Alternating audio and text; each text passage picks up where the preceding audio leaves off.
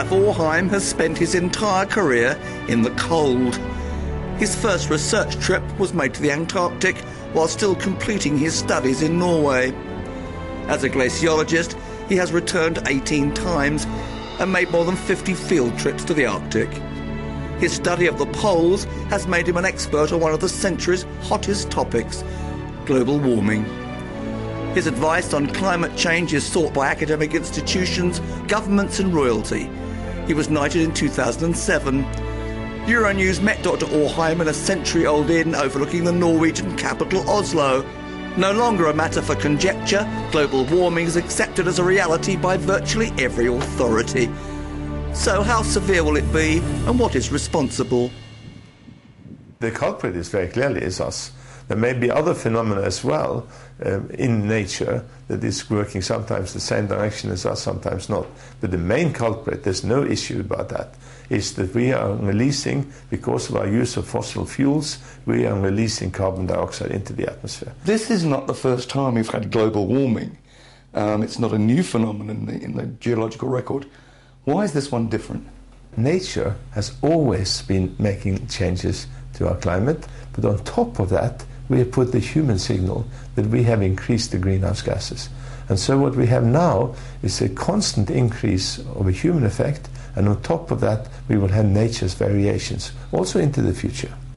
You've talked about, or other scientists have talked about, a 3 or 4 degree increase in the Earth's average temperature by the end of the century. Yes. Do you agree with that figure? Yes, I think that's the best number we have. We're going to see science, or the climate science is actually quite a young science. It's only been going on for about 20, 30 years. So we're going to see that there's still many, many things to learn better than we know today. And as I say, the big uncertainty is not now the climate science, although that has many uncertainties. It is how we humans behave. That is far bigger uncertainty. And what worries us today is that when we're looking at the model predictions and we're looking at the way the Earth is behaving, on the whole, the behavior of the Earth, the increase in temperature, the increase in sea level, is on the upper range of the previous predictions. And some scientists have gone out publicly and said we are perhaps facing a 6-degree increase in temperature by the end of the century. What will be the consequences for us if, say, we get a 6-degree rise in world temperatures? 6 degrees means that, for example, the heat wave that we saw in Europe in 2003, with a lot of additional deaths in France, in Germany, that is going to be standard throughout the summer. But the biggest impact on infrastructure would probably be the associated changes in sea level. 6 degrees, certainly Greenland will disappear at the 6-degree warming. Before that, actually. Greenland will give us a 6-meter sea level rise. And a 6-meter sea level rise means that most cities in the world will lose all their infrastructure. Most cities in the world are within 6 meters of sea level. One strategy that's been proposed is carbon capture and storage. There are others. Do you think these strategies will be successful?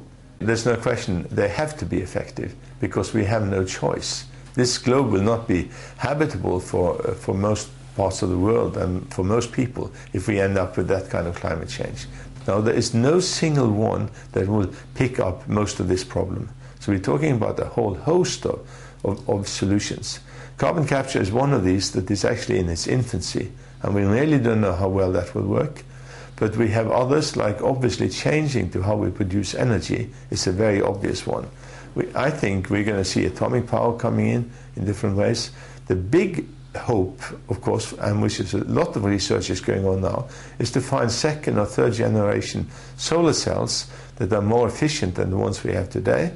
Wind power is another one. So if we can harness the solar energy or its associated wind energy, we would be a long way to having a carbon neutral society. What would you say to politicians and governments charged with the responsibility for coping with global warming? We have to reduce our dependency on oil. And the challenge is, I should say then, is how do you change a completely oil and gas, particularly oil-dependent societies? Because that's the way we've been living. We've had this very, very cheap energy. We've had that for about 100 years. We're going to see that being phased out. And that means enormous changes to society. The climate issue is a totally different one from what politicians usually handle. We're talking about something, many of these things will take 15, 20, 25 years to find the solutions. It's very hard for politicians, as you say, to look in those long-term perspective. The public has to accept that certain things has to be done for it to be solved in 20 years or 30 years. I'm an optimist on the future because this is a human-made problem. Us humans have made it, and that means it's also possible for us humans to solve it. And that would be my final word to a politician. Go out and solve this and have a long-term perspective, and we will all be better for it.